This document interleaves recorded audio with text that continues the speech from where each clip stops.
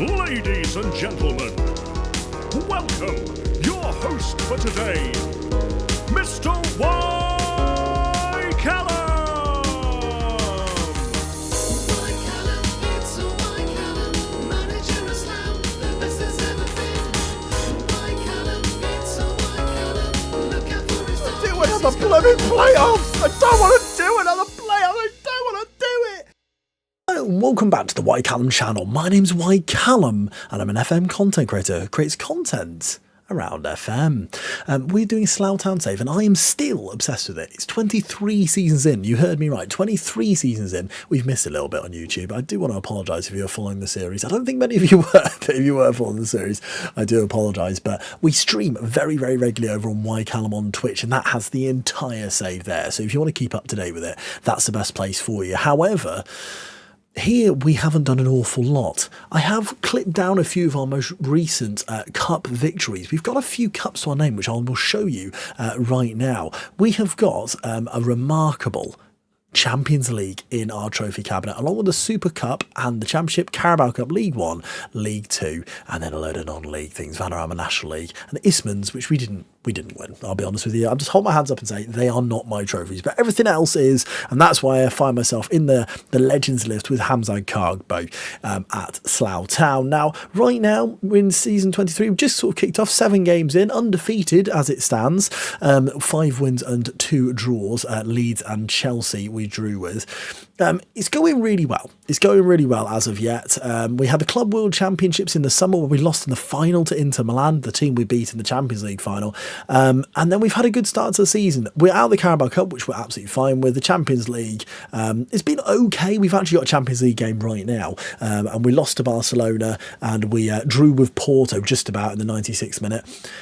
This is the team. Now, I don't know how much of the team you know, so what I'm going to do is I'm going to quickly click through them, just so for my future reference I can sort of see their attributes and that sort of thing. Feel free to click pause. We've got Jelko in goal, in my opinion, the best goalkeeper in the world. Absolutely sensational, 26 years of age, the Austrian #1. I love him. Absolutely love him. We've just brought in Ruben Sampaio, the Portuguese international right back. He can also play left back. He's very much both-footed, very quick, a good crosser, a really good right back, and seems to have started life at Slough beautifully. We've got Miggy Benavides. Are you in the Miguel Benavides club? Miggy Benavides has seems to be in everybody's save and joins about like 2039. I'm not really sure why, but he's a new gen that you need to keep an eye out for. He's really, really been great for us. At 31 years old, he's hitting the twilight of his career. However, you look at his attributes, he's still pretty darn good. Alongside him, our captain, Philo Pastry, 179 club appearances for Slough. Been really, really solid, and that 19 leadership has dragged us through a lot of games, I feel. Old Philo. Andy Garvin has been our first choice, then not, then is again. The English international, 29 years of age now. English players are like so expensive. I mean, he's 29, he's worth 87 to 104 million. You're looking at his attributes and you'd probably be in agreement with me. He's good. He's probably not great. We do have a left back at the club who I believe is better, but who's a bit more injury prone. And that man is Mansour Michael. We've not even registered him for the Champions League because of his injury problems. He's that little bit better, isn't he? But he broke his leg in the last season, so that was a bit of an issue. In midfield, we have one of the best players in the world, Alessio Reversi, at 24 years of age. He's already played over 100 games for the club. He's very, very talented. He wants to go to Barcelona. We're not going to let him. He's got a deal for another 3 years yet, so he will be staying for those 3 years. But a really, really talented goal-getter from midfield. Alongside him, we have vice-captain Tariq Halilovic. Doesn't pull up many trees, but does a solid job whenever he is there, so I'm a big fan of Tariq. And then Simi Krop, the most experienced Slough member of the team, 184 goals, a little bit, not goals, games for the club. I'm doing this unedited, can you tell? 184 games for the club. We signed him when we got relegated, so he joined us in our first season in the Championship, and has been with us ever since. Been really, really solid as well. He gets goals as well. He's a solid option in the middle. He's actually really good, isn't he? He's a Dutch international, got 16 goals in 45 international appearances as well. Roy the Boy Boykers, an absolute save legend in my book, an absolute save legend. I've just knocked the baby monitor off. I'm going to have to edit that out. Roy the Boy Boyk is an absolute save legend. 175 games for the club's 42 goals, lots of assists as well. Flurried in there. Is that a phrase? I don't think that's the correct verb. Flurried in. But yeah, we all love Roy the Boy. An excellent left foot on him, a bit of a wand.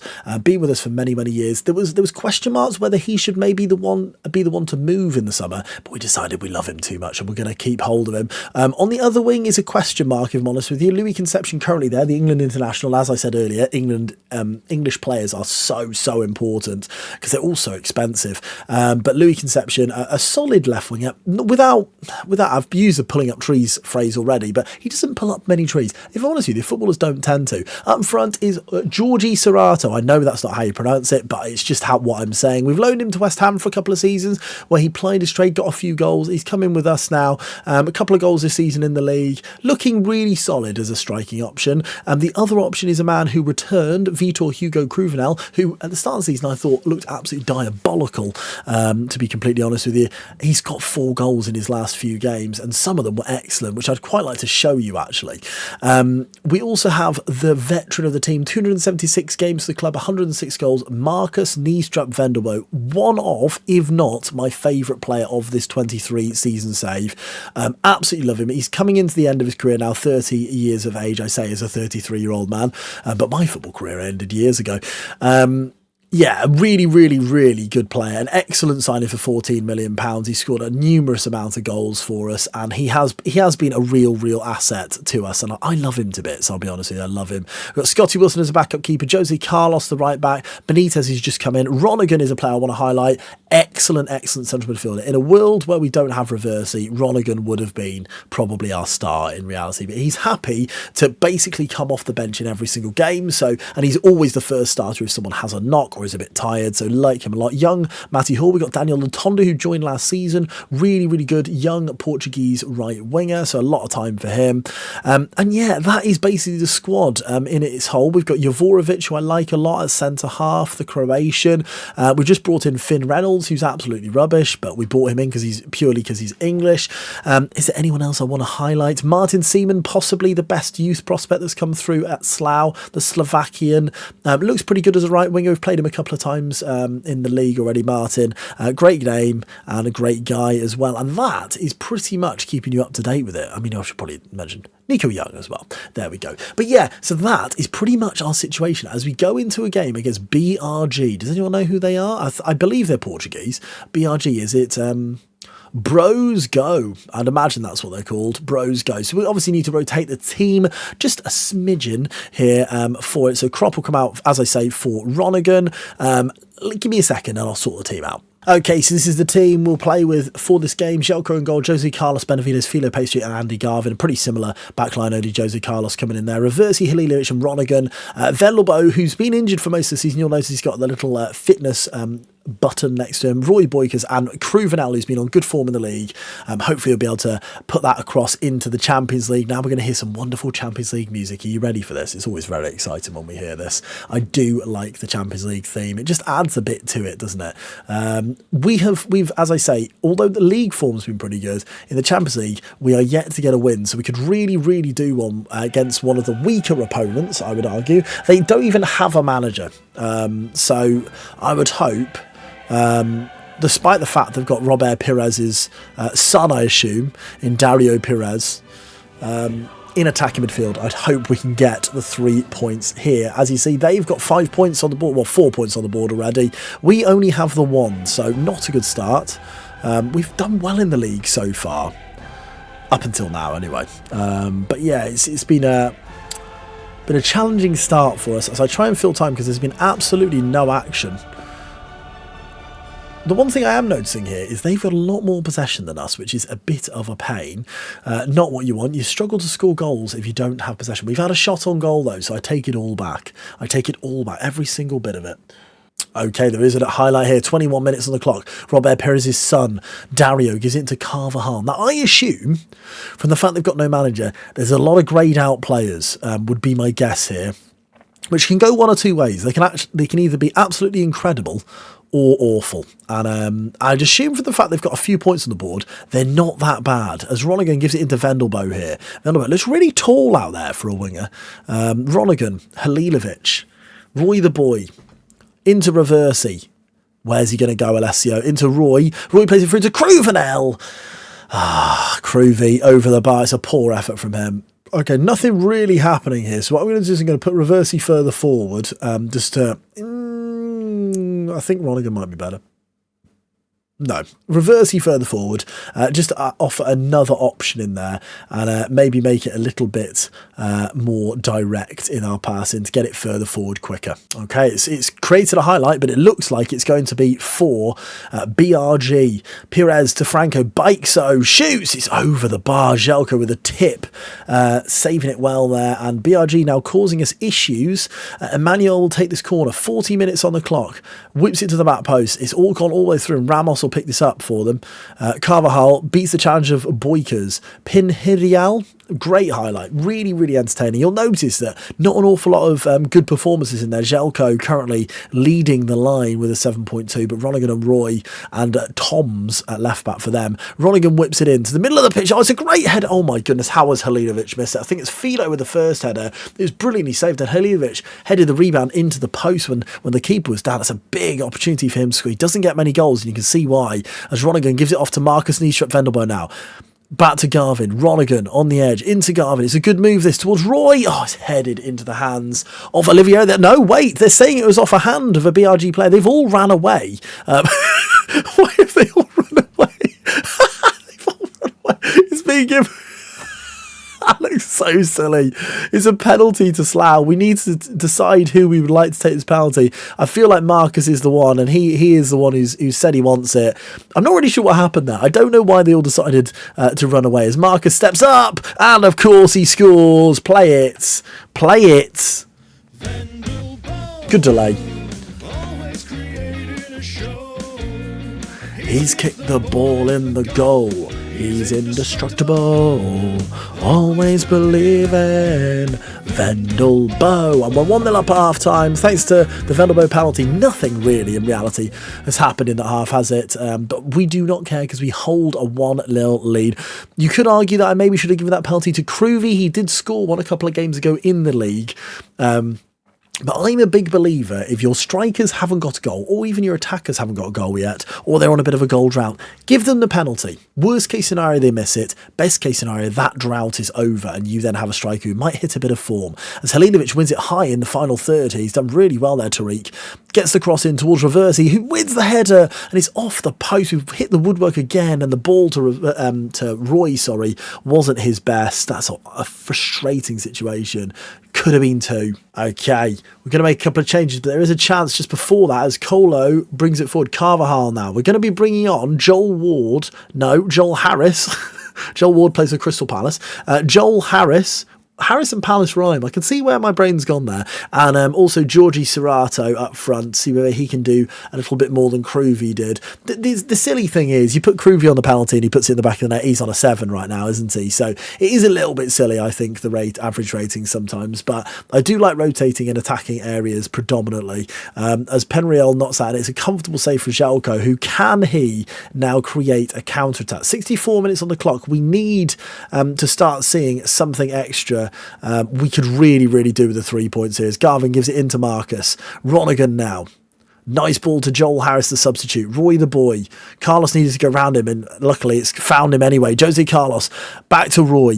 Roy skips inside. He's done well here, Roy. Is he going to shoot? It's an awful effort, and it's over the bar. Free kick here. Douglas will take it deep to the back post. He's headed away. Ronigan now takes it on his chest, and the counter-attack is on, and Ronigan has pace to burn. Look at the speed of the lad. He's still going, Ivan. Into Joel. Serrato, he should score. I think he might have been offside. He wasn't. It was a brilliant save. Serrato should really be burying that, though. A lovely move. Ronigan is just so fast. As Roy gets his corner in towards Philo. It's a free header, Philo, and that's got to be 2-0. Time to bring on a bit of Portuguese flair. We're going to bring on Sampaio at left back and Daniel Latonda on the right wing, and here is Latonda immediately after coming on. Latonda drives at the fullback. He gets the ball in. Does he know it's deflected? And Latonda keeps going and shoots over the bar.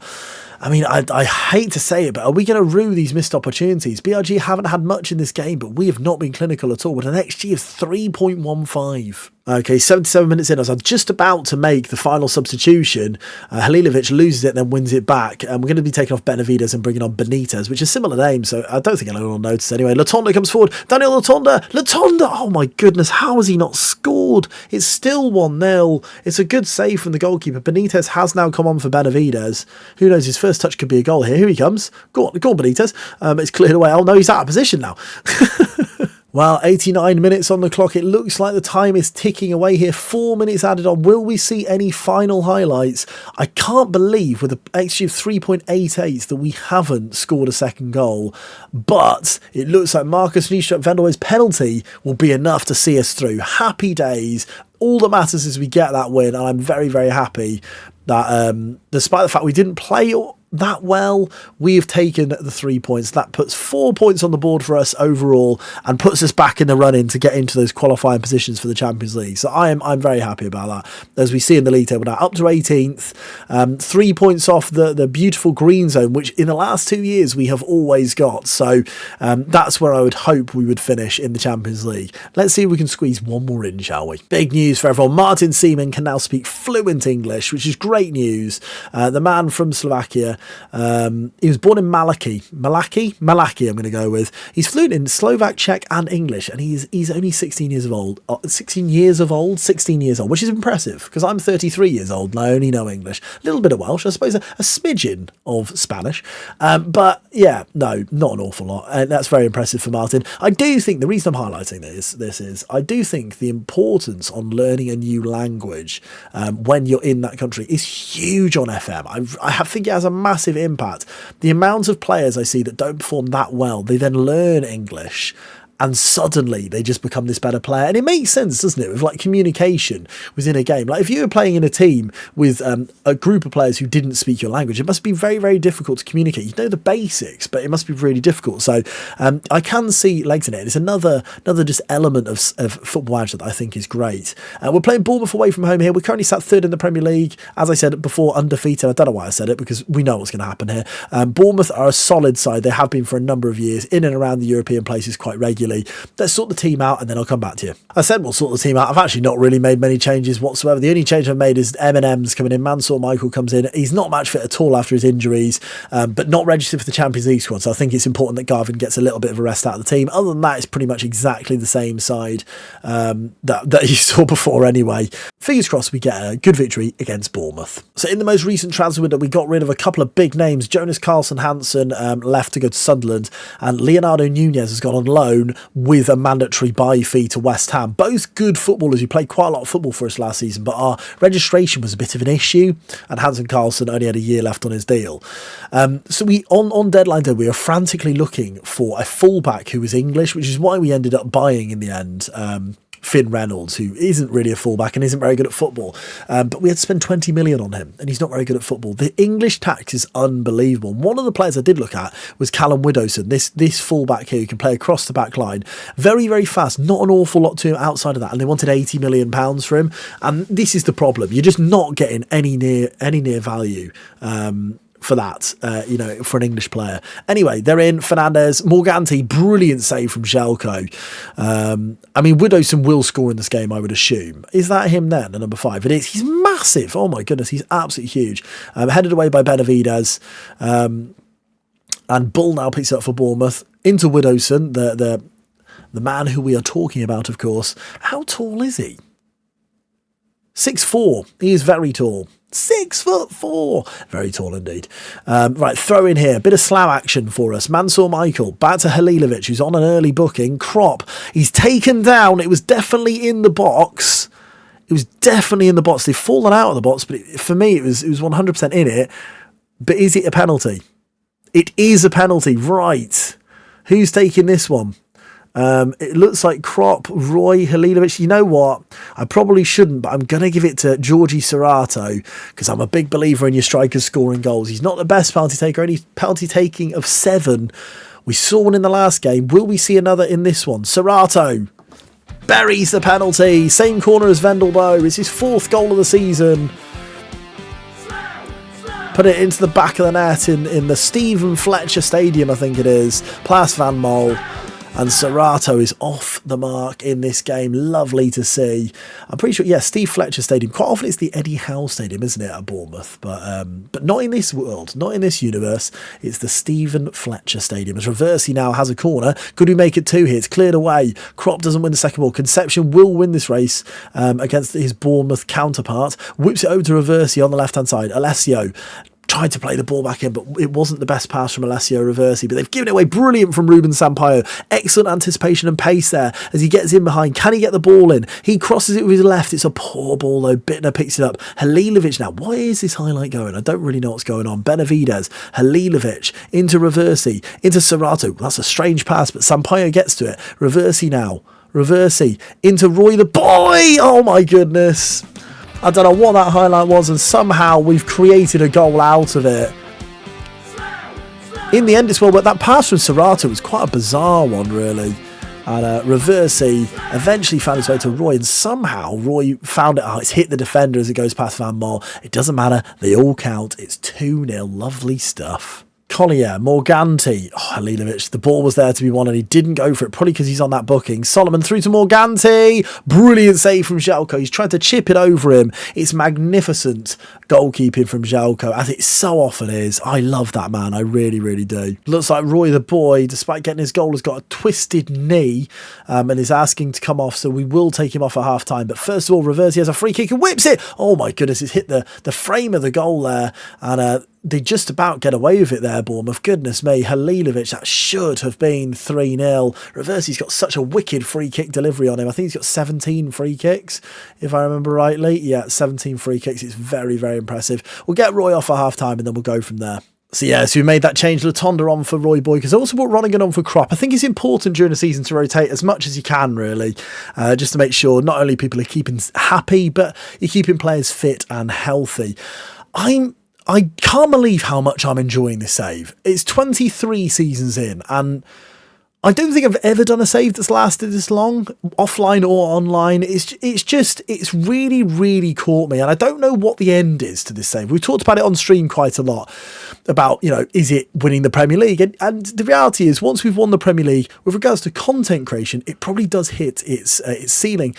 But for me, I think I'd still play it. I think I would still play the game, because I'm just having so much fun with it. I love the squad. I love the way it's being built. I love the fact we've got young players coming through at the moment. There's just so much that excites me about this save, and there's so much like lore being brought into it now. We've signed this guy called Finn Reynolds. He's really bad at football. I just kind of want to see it through. When he joined, he didn't have a biography. I've never seen it before. He literally had no biography on his profile. And it's things like that are just, I don't know. There's something about this save that is just genuinely really exciting. And yeah, I'm hooked. I'm very, very much hooked. And it's a lovely thing to be with FM. And don't get me wrong, we can have an awful season for the rest of the season, and that might be that. And I might go, you know what? No, I take it all back. I'm not enjoying it, because FM can do that to you. But yeah, it's just really brilliant fun. It is really brilliant fun. As I look over to the latest scores as well, you can see Matty De Leon, ex-Slough, has scored for Villa. Felipe Abbey has scored for Fulham. And these are things now, you've got these little links with it. Kwasi for Sheffield Wednesday used to play for us. Mario Rostol for Leicester used to play for us. And Kessie Denton, you'll remember Kessie Denton. He's currently managing Leicester. So it really is. And Nunez is injured. There's so much Slough just dotted around the Premier League at the moment, and it's awesome. It's so cool. As I'm filling here because literally nothing is happening. I've already made my 5 subs, I now notice, which is not ideal because Sampaio is really quite tired. I might move him to be a fullback on support instead, so he doesn't feel like he needs to run the length of the pitch every 5 minutes. But it's been a really, really enjoyable save. Far more enjoyable than I thought it would be. It's far surpassed the FM23 one. Don't get me wrong, we've had a lot more time to play it with FM25 being cancelled.